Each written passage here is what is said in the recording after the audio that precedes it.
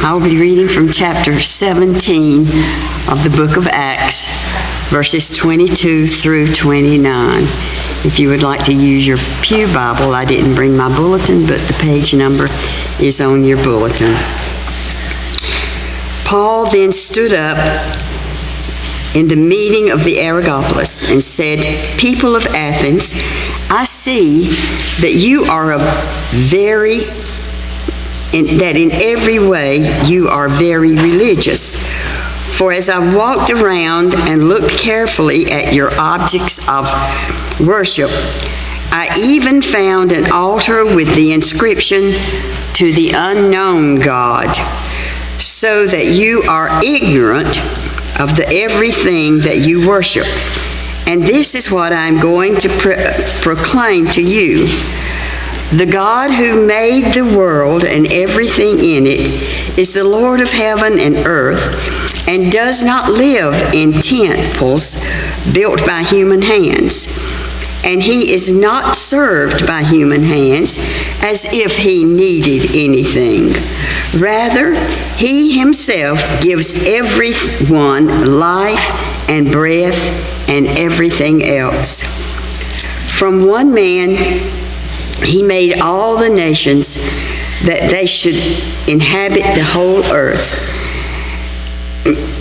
And he marked out their appointed times in history and the boundaries of their lands. God did this so that they would seek him and perhaps reach out for him and find him, though he is not far from any one of us.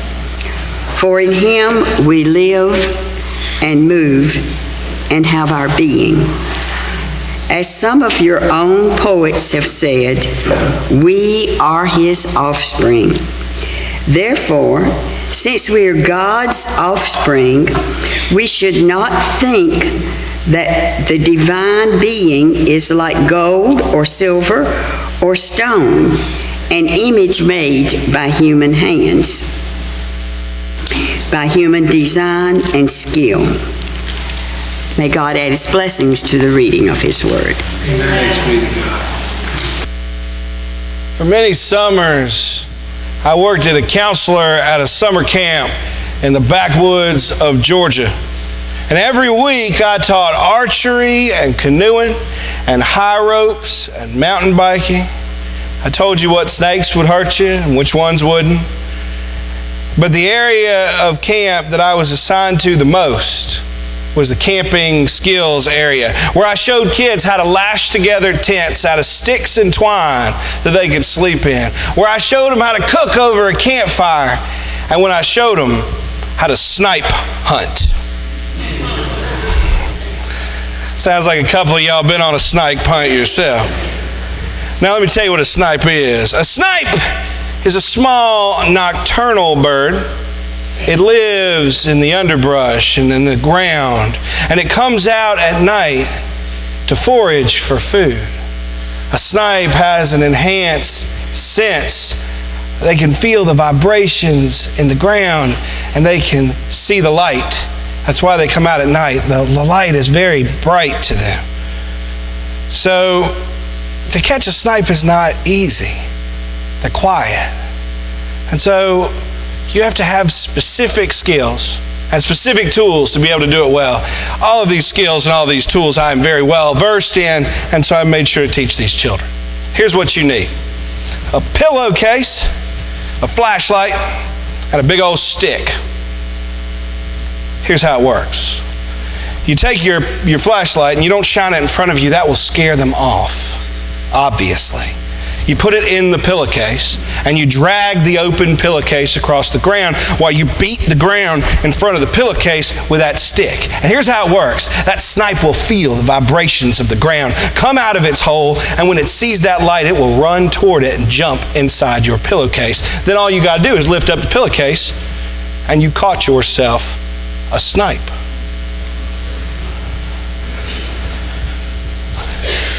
I taught this nearly every other night at the camp for many, many years. For many, many years, these children would go on snipe hunts with me, and I will tell you that in all this time, not a single snipe was captured. Not a single one. Didn't matter how good their pillowcase was, if they inspected it for holes. It didn't matter how powerful their flashlight, and it didn't matter how loud they beat the ground with that stick. And here's why. There's a very simple explanation as to why, and some of you know this. It's because snipe aren't real. They don't exist. And usually I'd wait to reveal this till we were all sitting around the campfire that night and laughing. What was real was the fact that we just spent 30 minutes wandering around in the dark dragging pillowcases. What's really funny is, never failed, I would always have one kid in every group that even after I told them that this thing that we just did wasn't real, and even after we all laughed about it, this one kid would tell me, well, I saw a snipe. And I'd have caught it too if you'd let us keep going for just a little while. I think it's funny to think about this, but that's exactly what we do when we put a whole bunch of effort into something. When we put maximum effort into something and we discover it was for nothing. We hold on tightly.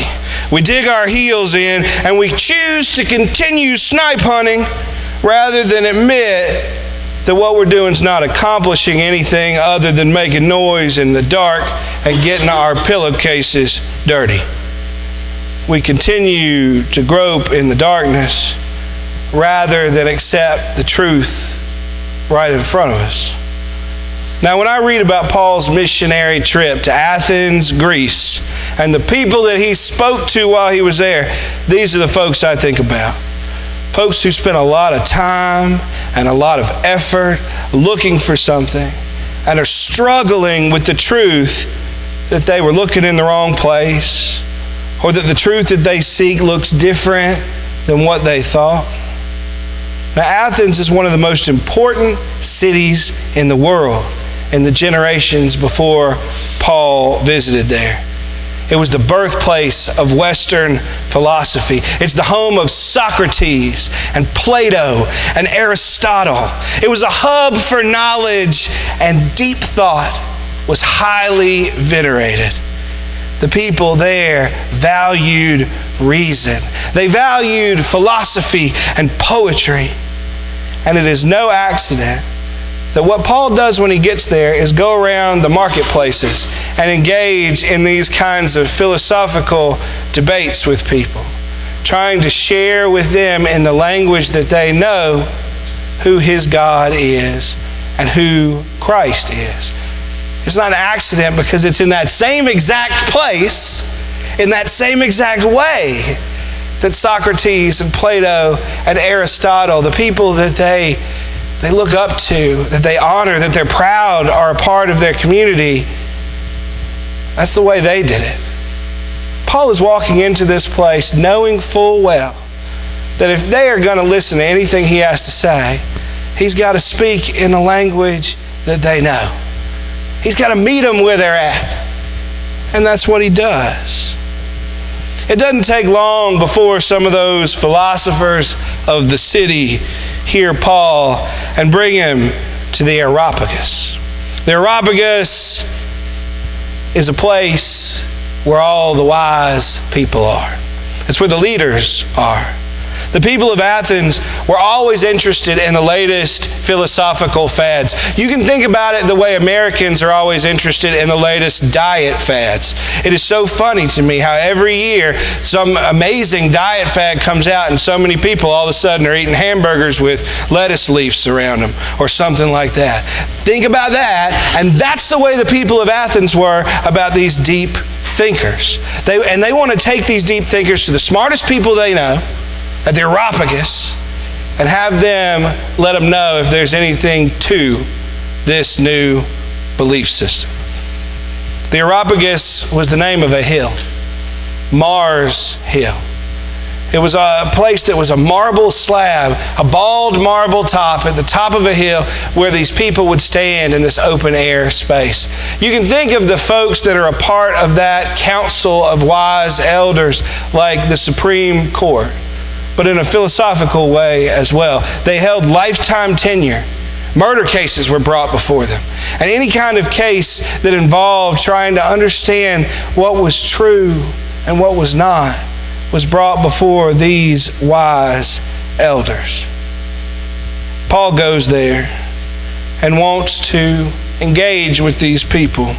Paul has been sharing Christ's message all over the place, mostly in synagogues, and has been starting churches everywhere that he goes.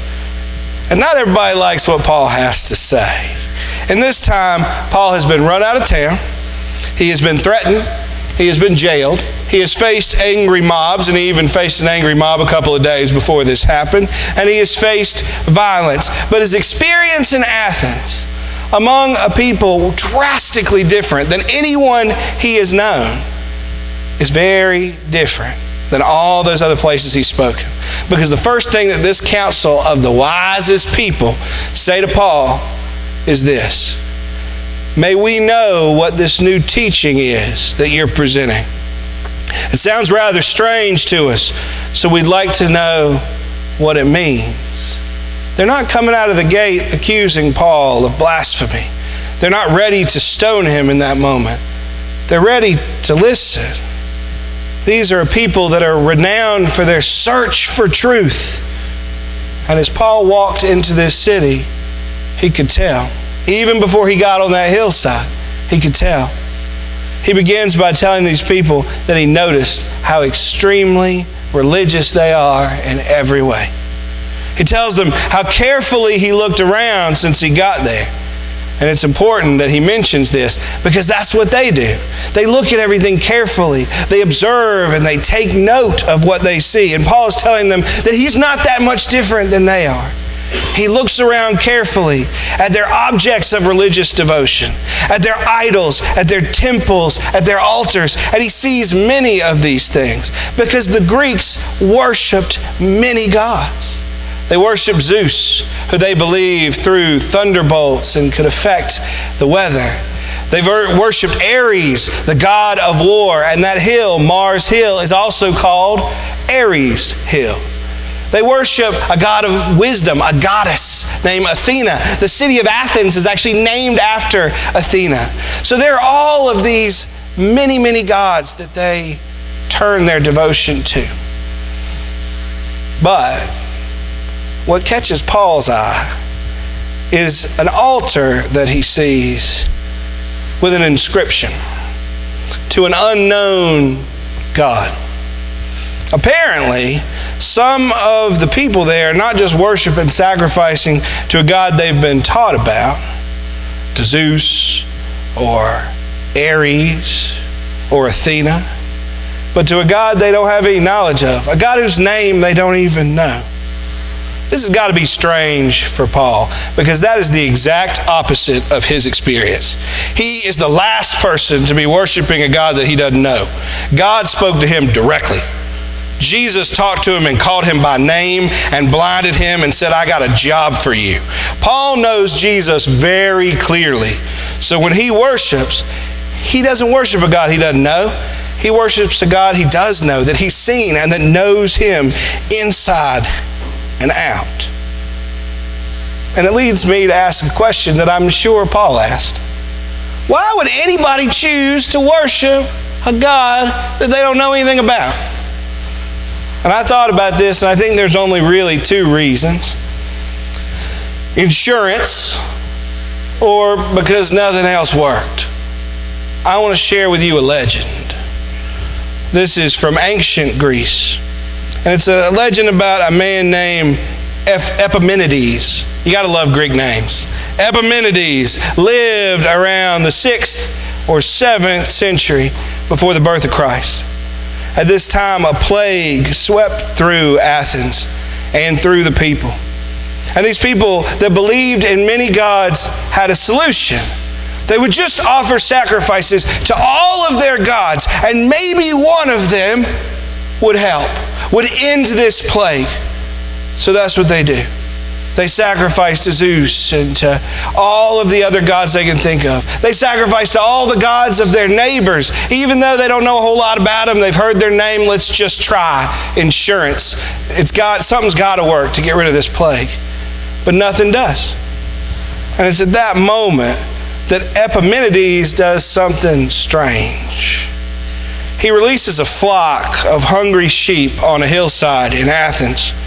And when one of those sheep lays down, this is what he decides is happening. That sheep is laid down in a spot where some God that he doesn't know anything about has said, I need to be worshipped. And so in that very spot, he would create an altar to that unknown God and sacrifice that sheep. It's a long shot, but it is a hope that it might change something. After a little while, the hillside is scattered with all of these makeshift altars to an unknown God. And when it's all said and done, the plague does stop, and the altars remain. The reason this story is important is because the place where this happens, the hill that Epimenides was on, was Mars Hill. It was the same place that Paul is standing in that moment, talking about an altar to an unknown God. And when Paul does his two quotations a little later on, when he quotes the philosopher poets of Greece as a way to prove his point, the first one that he quotes, the one who says, "For in him we live and move and have our being," is Epimenides. Paul knows that the people in that place are aware of this legend. And Paul wants them to connect the dots, to realize that the God they do not know, the God that Paul proclaims, is not as new to them as they thought, and is the only real God there is. The only God that was able to act when they needed it in this story. It's in an artful and poetic way. Paul then tells all these folks that all their idols, all their temples and all their gods, all their finely crafted works of stone and gold and silver have been doing nothing. When they've been worshiping and offering sacrifices to Zeus and all the others, what they've really been doing is snipe hunting. And snipes are real. Paul tells them that deep down, they have known this all along, that they're too smart not to have realized this. Paul asks them, why would a being that made you be confined to something you made?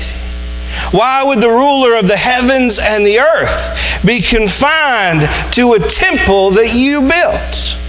What could the being who gave you everything really need from you? Paul knows that these people have been searching, and Paul tells them that what they've been searching for is God. He tells them that God made them, that God made everyone, and He made them knowing full well that they would look for Him, that they would search for Him. Paul is telling them that their search is over. Now, some of these ideas strike a chord with his listeners. The scriptures tell us that Paul was speaking to Epicureans and Stoics. These are two words in the New Testament that we read and we just move on because they're hard to pronounce and it doesn't really seem to make that much difference. So I'll tell you a little bit about Epicureans and Stoics. When they hear some of the things Paul's saying, when they hear those questions he's asking, some part of them has to light up because Paul's repeating things that they deeply hold on to. The Epicureans despised idolatry. They feel like if there is an all-good God who has everything, why do we have to give stuff to Him? They worship these gods that require them to give stuff to Him all the time. It doesn't make any sense to the Epicureans. And they agree with Paul that gods can't be present in the stuff we make because if they are, then we are somehow able to domesticate God. And they think that's weird. At some level, they hear Paul and they go, oh, maybe he's like us. The Stoics stood firm on their belief that there was this single powerful force at play in the universe. Not multiple gods, but one thing. They couldn't name it, but they called it the Logos, the Word. It's funny, because in the book of John, that's how he starts. That in the beginning was the Word. They believe that this one being created all things and gave all things life. There are other people present, other philosophers that follow the teachings of Aristotle. Aristotle created this idea of the unmoved mover. And I will teach you an entire semester's worth of philosophy in a couple of sentences. All this means is Aristotle looked around and said, everything is in motion. People live, people die. The sun moves, the stars moved. Something moved them. And the thing that moved them had to be so powerful that it didn't require something to move it first. An unmoved mover. When Paul says that in God we move, he's saying that knowing that those Aristotle students are present. that they hear about an unmoved mover and go, oh, maybe I should listen to what he's saying. Even then, even after Paul highlights things that they have held on to, they still struggle to accept what he's telling them. And I think part of the reason is they've been searching too long to just give up the search. They've spent too much time in philosophical debate, questioning everything to accept Paul's truth. Even if what Paul is saying makes sense and agrees with what they believe. The same mindset is at play with the religious people of Athens as well. They've spent too much time building idols and worshiping them to accept that these things don't matter and don't work. Their pillowcase is too dirty for it to have all been in vain. There may yet be snipes if they just keep slapping the ground with that stick. A few believed, but some of them scoffed, and others told Paul, come back later. Many of us are seeking God. And there is absolutely nothing wrong with seeking God. Paul even says, from one ancestor, God made all nations, so that they would search for him and perhaps grope for him and find him. We were made to seek God, according to Paul. Jesus says, knock, and the door will be open. Seek, and you will find. Where we get into trouble is not in looking for God. It's in failing to accept when God has been found. When we find what we are searching for, when somebody shows us, when a door is opened, and we choose to keep on seeking in the same ways that we were before. That's the moment where we learn the truth about snipes, but keep shoving our flashlights in our pillowcases and heading out into the woods.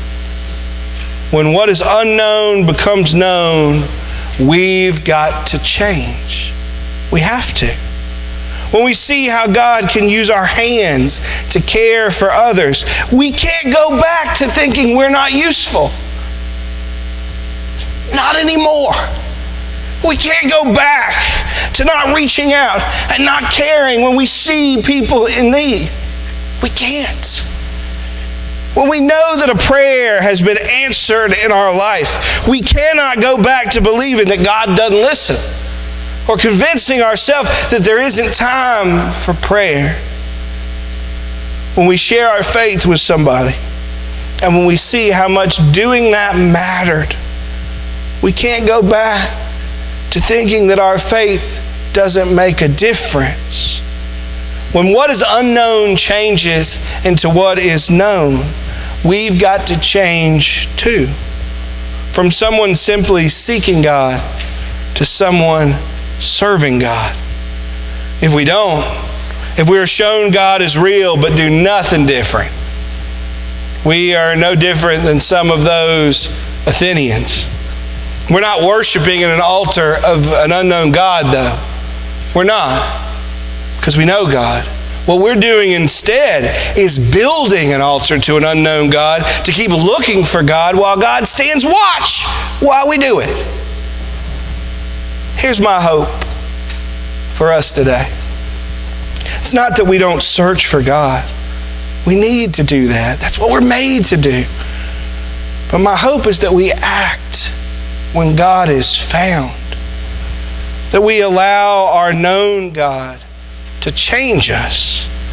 Matthew Henry, in his famous commentary on the Bible, said it this way. He said, since in God we all live, we ought to live in Him. Since in God we move, we ought to move toward Him. Since in God we have our being, we ought to consecrate our being to Him. Once God has been revealed in our life, doing anything else other than acting towards that God is doing little more than hunting snipes while knowing they're not there.